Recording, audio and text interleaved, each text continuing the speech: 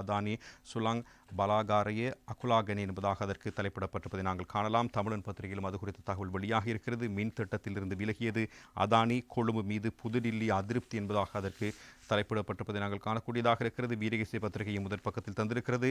காற்றாலை திட்டத்திலிருந்து விலகியது அதானி நிறுவனம், இலங்கையின் இறையாண்மைக்கும் தெரிவுகளுக்கும் மதிப்பளித்து மரியாதைக்குரிய முறையில் விலகுவதாக அறிவிப்பு என்பதாக அது சுட்டிக்காட்டப்பட்டிருப்பதையும் நாங்கள் காணலாம். குறிப்பாக தினக்குரல் பத்திரிகையும் அதனை பின்வருமாறு தருகிறது. மன்னாரில் மின் உற்பத்திக்கான காற்றாலை திட்டத்தை கைவிடுகிறது அதானி என்பதாக அதனை சுட்டிக்காட்டியிருப்பதையும் நாங்கள் காணலாம். ஏனைய பத்திரிகையிலும் இது குறித்த செய்திகள் பிரதானமான செய்திகளாக வெளியாக இருப்பதை நாங்கள் காணக்கூடியதாக இருக்கிறது. தினகரன் பத்திரிகையும் முதல் பக்கத்தில் அதனை தந்திருக்கிறது. மின் உற்பத்தி திட்டத்தை கைவிட அதானி நிறுவனம் தீர்மானம், முதலீட்டு சபைக்கு கடிதம் அனுப்பி வைப்பு என்பதுதான் அதனுடைய உபத்தலைப்பாக காணப்படுகிறது. குறிப்பாக இலங்கையின் இறையாண்மைக்கும் அதன் தெரிவுகளுக்கும் மதிப்பளித்து மன்னார் மற்றும் பூநகரியில் நிறுவுவதற்கு திட்டமிடப்பட்டிருந்த 484 மெகாவாட் காற்றாலை மின் உற்பத்தி திட்டத்திலிருந்து மரியாதைக்குரிய முறையில் விலகிக் கொள்வதாக அதானி கிரீன் எனர்ஜி நிறுவனம் தெரிவித்திருக்கிறது. மன்னார் மற்றும் பூநகரில் 484 மெகாவாட் காற்றாலை மின் உற்பத்தி திட்டத்தை நிறுவுவதை இலக்காக கொண்டு கடந்த 2 வருட காலமாக இந்தியாவினுடைய அதானி கிரீன் எனர்ஜி நிறுவனம்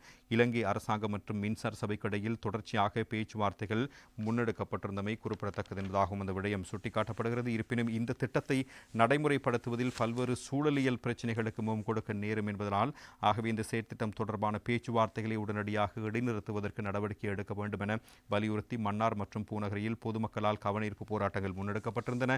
அது மாத்திரமன்றி மன்னார் மாவட்டத்தை தளமாக கொண்டு இயங்கி வரும் சிவில் சமூக பிரதிநிதிகள் சிலர் கொழும்பை தளமாக கொண்டு இயங்கி வரும் சுற்றாடல் நீதிக்கான கேந்திர நிலையத்துடன் இணைந்து கடந்த ஆண்டு மார்ச் மாதம் அளவில் மத்திய சுற்றாடல் அதிகார சபையிடம் இது குறித்து விளக்கம் அளித்து கடிதம் ஒன்றினையும் கையளித்திருந்தார்கள். இலங்கை மனித உரிமைகள் ஆணைக்குழுவிலும் இவ்வாறான ஒரு முறைப்பாடு ஒன்று பதியப்பட்டிருந்தது. இவ்வாறு கடும் எதிர்ப்புக்கும் சர்ச்சைக்கும் உள்ளாகியிருந்த இந்த திட்டத்திலிருந்து தாம் மரியாதைக்குரிய முறையில் விலகிக் கொள்வதாக அதானி கிரீன் எனர்ஜி லிமிடெட் நிறுவனம் இலங்கை முதலீட்டு சபையினுடைய தலைவர் அர்ஜுன ஹேரத்துக்கு கடிதம் மூலம் அறிவித்திருக்கிறது. அதன்படி அதானி கிரீன் எனர்ஜி லிமிடெட் நிறுவனத்தினால் இலங்கை முதலீட்டு சபைக்கு அனுப்பி வைக்கப்பட்டிருந்த கடிதத்திலும் பல்வேறு விடயங்கள் சுட்டிக்காட்டப்பட்டிருக்கின்றன. மன்னாரிலும் பூநகரிலும் 484 மெகாவாட் காற்றாலை மின் திட்டத்தை நிறுவுவது குறித்து கடந்த 2 ஆண்டுகளுக்கு மேலாக இலங்கை மின்சார சபையுடனும் அரசாங்கத்தினுடனும் ஏறிய சில திணைக்களங்களுடனும் பேச்சுவார்த்தை நடத்தி வருகிறோம். இந்த திட்டத்தினூடாக இலங்கையில் சுமார் $1 மில்லியன் முதலீடு மேற்கொள்ளப்படும் என எதிர்பார்க்கப்பட்டது.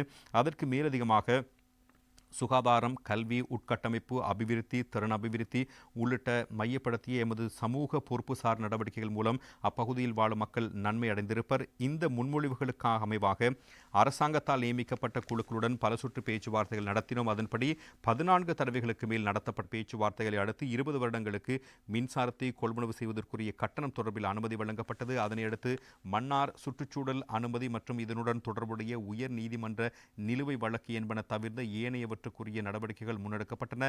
அது மாத்திரமின்றி இந்த திட்டத்தை நிர்மாணிப்பதற்குரிய நிலப்பரப்பு மற்றும் அதனோடு இணைந்த மின் வலையமைப்பு என்பன தொடர்பான ஆராய்வுகளும் மேற்கொள்ளப்பட்டன. இதற்கமைவாக முன் நடவடிக்கைகளுக்காக இற்றைய வரை சுமார் $5 மில்லியன் நிதி செலவிடப்பட்டிருக்கிறது. இந்த நிலையில் அண்மையில் எமது பிரதிநிதிகள் இலங்கை மின்சார சபை மற்றும் மின்சக்தி அமைச்சு ஆகியவற்றுடன் அதிகாரிகளுடன் பேச்சுவார்த்தைகளை முன்னெடுத்திருந்தார்கள். அதேவேளை இந்த திட்டத்தின் முன்மொழிவு குறித்து மீள் கலந்துரையாடலை நடத்துவதற்கு அமைச்சரவையால் பெரிதொரு குழுவும் நியமிக்கப்பட்டிருந்ததாக அறிய கிடைக்கிறது. இவ்வாறு பின்னணியில் இது குறித்து எமது நிறுவன இயக்குனர் சபையில் ஆராய்ந்ததுடன் இலங்கையினுடைய இறையாண்மைக்கும் அதன் தெரிவுகளுக்கும் மதிப்பளித்து இந்த திட்டத்திலிருந்து மரியாதைக்குரிய முறையில் விலகிக் கொள்வதற்கு தீர்மானிக்கப்பட்டிருக்கிறது என்பதாகவே அந்த கடிதத்தில் சுட்டிக்காட்டப்பட்டிருக்கிறது. அதே போன்று இலங்கை அரசாங்கமும் எந்த ஓர் அபிவிருத்தி திட்டத்தையும் முன்னெடுத்து செல்வதற்கு எமக்கு அழைப்பு விடுத்தாலும் நாம் எப்போதும் அதற்கு தயாராக இருக்கிறோம் என்பதையும் கூறிக்கொள்ள விரும்புகிறோம் என அந்த கடிதத்தில் குறிப்பிடப்பட்டிருக்கின்ற விடயங்களையும் நாங்கள் பிரதானமான செய்திகளாக காணக்கூடியதாக இருக்கிறது.